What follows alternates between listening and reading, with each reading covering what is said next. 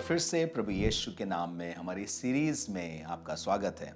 इस सीरीज में हमारी कोशिश यह है कि हम परमेश्वर को जान सकें, क्योंकि यीशु मसीह ने यूहन्ना 8 में बताया था कि तुम सत्य को जानोगे तो सत्य तुम्हें स्वतंत्र करेगा। सत्य वो स्वयं है, जो कुछ कहता है, जो कुछ करता है वो सत्य। आज परमेश्वर के विषय का एक सत्य और बताना चाहता हूं, और वो ये है, यहोवा ही सब धर्मियों, विश्वासियों वरन सब मनुष्य जाति के घमंड का कारण। और इसीलिए दाऊद ने भजन 34 में, जब राजा के सामने उसे पागलपन जैसा बर्ताव करना था, लेकिन परमेश्वर ने उसको बचा लिया, क्योंकि वो मार डाला जाता, क्योंकि वो दुश्मनों के खेमे में था। लेकिन जब वो बच गया तो उसने दूसरे पद में कुछ यूं कहा, भजन 34:2 में, मैं यहोवा पर घमंड करूंगा और नम्र लोग ये सुनकर आनंदित होंगे। जब यहोवा किसी के घमंड का कारण हो जाता है तो वो सत्य को जान गया है। दाऊद क्यों कह रहा है मैं यहोवा पर घमंड करूंगा? क्योंकि ये उसके तरीके से, उसकी चालाकी की वजह से उसका बचाव नहीं हुआ। गोलियत का मारा जाना, जो इसी दुश्मनों के नगर का ही था, दुश्मनों के क्षेत्र का ही था, दाऊद की ताकत से नहीं हुआ। एक पत्थर से, एक छोटे से पत्थर से, वो भी चिकने पत्थर से, कोई जमीन पे नहीं गिर सकता जब तक परमेश्वर की सामर्थ से ये ठहराया न जाए कि वो मारा जाएगा। एक छोटे से बालक ने एक बड़े दानव को मार दिया, और ये छोटा बालक कह रहा है मैं जानता हूं ये मेरी ओर से नहीं है, यहोवा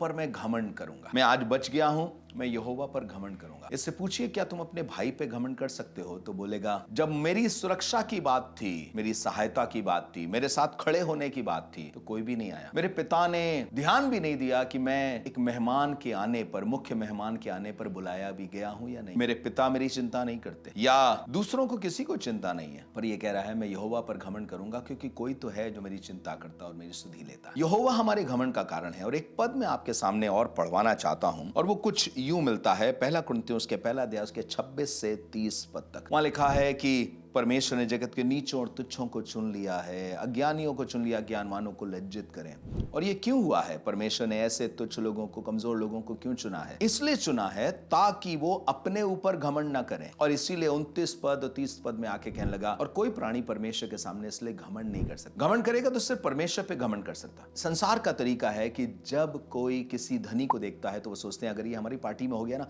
तो बड़ा धन आ जाएगा। किसी ताकतवर को देखते हैं तो कहते हैं अगर ये हमारी साइड हो गया तो हमारी ताकत बढ़ जाएगी। लेकिन परमेश्वर, उसको किसी को अपनी ताकत बढ़ाने के लिए कोई आवश्यकता नहीं है। परमेश्वर आपको इसलिए नहीं चाहता कि आपके पास टैलेंट है, पर वो बेकार लोगों को टैलेंट दे के काम करा देगा, कमजोर लोगों को बल देकर के काम करा देगा, बीमार लोगों को ताकत देकर, जीवन दे के काम करा लेगा, और गरीब को धन दे के काम करा लेगा, और धन नहीं भी होगा तब भी गरीब से काम करा लेगा। परमेश्वर सबसे बड़े घमंड का कारण है। इसलिए उसी पहला कुरिन्थियों 26वें पद में जहां उद्धार के विषय में चर्चा है कि तुम ये ना सोचो कि तुम्हारी किसी खास वजह से परमेश्वर का ध्यान तुम पर है। ये तो परमेश्वर का तरीका है कि वो कमजोरों को लेकर के अपनी महिमा कराता है, ताकि कोई प्राणी घमंड ना करने पाए। अगला एक पद जो बहुत ही सामर्थी पद है, मैं आपके सामने पढ़ना चाहता हूं, वो मिलेगा यिर्मयाह उसका 9 अध्याय और उसका 23 और 24 पद। कुछ यूं लिखा हुआ है, यहोवा यह कहता है कि बुद्धिमान अपनी बुद्धि पर घमंड न करे, न वीर अपनी वीरता पर, न धनी अपने धन पर घमंड करे। पर लिखा है परंतु जो घमंड करे वो इसी बात पे घमंड करे कि वो मुझे जानता है और समझता भी है कि मैं ही वो यहोवा हूं जो पृथ्वी पर न्याय, करुणा और धार्मिकता के काम करता हूं, क्योंकि मैं इन्हीं बातों से प्रसन्न होता हूं। खुदा को अच्छा लगता है कि उसके लोग उसको जानें। खुदा को अच्छा लगता है कि उसके लोग उसको समझें और उसको अपने घमंड का कारण बनाएं। यहां क्यों कह रहा है कि वीर अपनी वीरता पे घमंड ना करे, धनी अपने धन पे घमंड ना करे, बलवान अपने बल पे घमंड ना करे?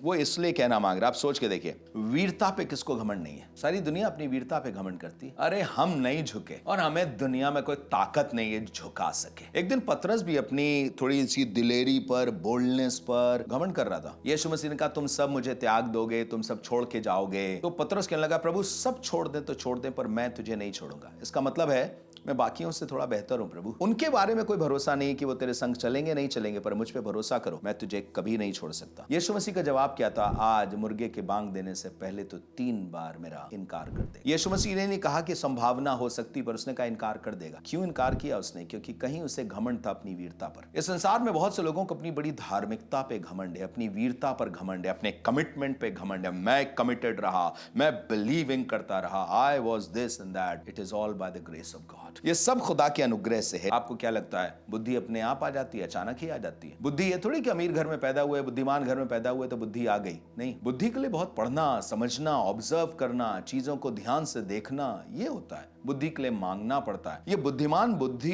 पा चुका है, लेकिन परमेश्वर कह रहा है इस पे घमंड नहीं करो। एक वीर अपनी वीरता दिखा रहा है, लेकिन खुदा कह रहा है उस पे घमंड नहीं करो। और यही नहीं, आगे लिखा हुआ है और धनी अपने धन पर घमंड ना करे। क्या आपको मालूम है इस संसार में धन भी 3 कारणों से आता है? बुद्धि के कारण, अच्छी मेहनत के कारण, और तीसरा कुलीन घराने में पैदा होने के कारण। कुछ लोगों के पास धन इसलिए है क्योंकि उनके बाप दादों ने छोड़ा है। कुछ लोगों के पास धन इसलिए क्योंकि बुद्धिमानी से और मेहनत से काम करे। पर परमेश्वर कह रहा है तुम धनी हो गए हो, बहुत बुद्धिमान रहे हो, बहुत मेहनती रहे हो, पर इस पे भी घमंड ना करो। पर घमंड करो तो किस बात पे? कि तुम मेरे हो और मैं तुम्हारा हूं, तुम मुझे जानते हो अर्थात तुम मेरे साथ आ चुके हो, तुम मेरे निकट आ चुके हो, तुम मुझको प्यार करने लगे हो। इस बात पे घमंड करो। एक घमंड और दिखाऊंगा आपको, क्योंकि अक्सर ये घमंड भी लोगों के अंदर पाया जाता है। और ये घमंड, ये गलतियों उसके 6 अध्याय में ये घमंड दिखाई देता है। और मैं पढ़ना चाहता हूं कि क्यों पौलुस कह रहा है कि ये घमंड सही नहीं है। ऐसा लिखा है क्योंकि खतना कराने वाले आप तो व्यवस्था पर नहीं चलते, पर तुम्हारा खतना इसलिए कराना चाहते हैं कि तुम्हारी शारीरिक दशा पर घमंड करें। इसका मतलब वो लोग जो व्यवस्था को मानने पर जोर देते हैं, वो तुम्हारी शारीरिक दशा पर घमंड करना चाहते हैं। क्यों? हमने इतने लोगों को अपने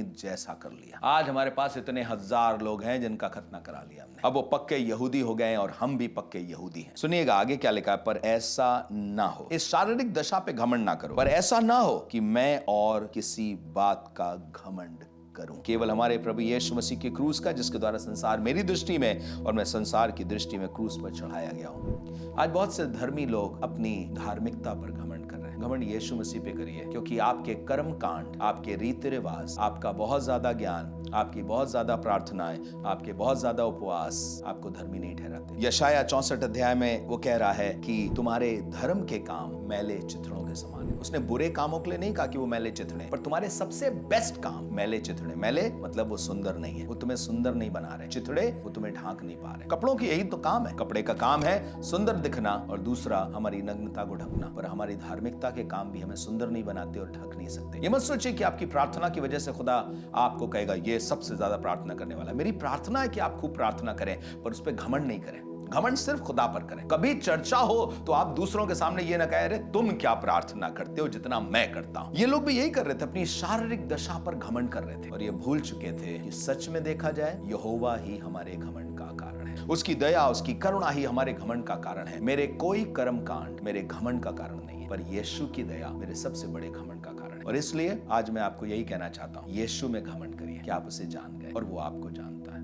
आप उसे समझने लगे हो। इस सत्य पर घमंड करिए, और घमंड करिए तो सिर्फ अपनी कमजोरी में, ताकि उसकी सामर्थ सिद्ध होती जाए और आप में भरपूरी से दिखाई दे। जितना अपने ग्लास को भरा दिखाएंगे, उतना कम जगह है कुछ और डालने की। जब आप कहेंगे प्रभु मैं तो कुछ भी नहीं हूं, मैं खाली हूं, तो परमेश्वर और डालेगा और डालेगा। अपने आप को छोटा करेंगे, परमेश्वर बड़ा बनाएगा, जैसे यूहन्ना ने किया। अवश्य है कि मैं घटूं और वो बढ़े। सब उसको तो बढ़ते हुए देखना चाहते हैं, पर ये बात नहीं समझते कि हमें भी अपने आप को घटाना पड़ेगा। किसी चीज पर घमंड ना करिए, ना अपनी प्रार्थना पर, ना अपने उपवास पर, ना अपने देने पर, ना अपने विश्वास पर, किसी चीज पर नहीं। सिर्फ यीशु मसीह, उसको जानना, उसको समझना, इसी बात का घमंड करें। मैं क्यों कह रहा हूं कि सिर्फ यीशु मसीह पे घमंड करें? क्योंकि धन आज है कल खत्म हो जाएगा, बल आज है कल जाता रहेगा, बुढ़े व्यक्ति के पास बल रहेगा नहीं। बुद्धि आज काम कर रही है, एक समय में बच्चों के समान हो जाएगी जब बुजुर्ग हो जाएंगे, लेकिन खुदा जैसा आज है आगे भी बना रहेगा, वो कभी ना छोड़ेगा। कर्मकांड आज कर पा रहे हो, कल शायद इतना उपवास ना कर पाओ, लेकिन जीवता खुदा आपको कभी नहीं त्यागेगा और कभी कभी कभी नहीं छोड़ेगा। घमंड करिए तो सिर्फ उस पर घमंड करिए,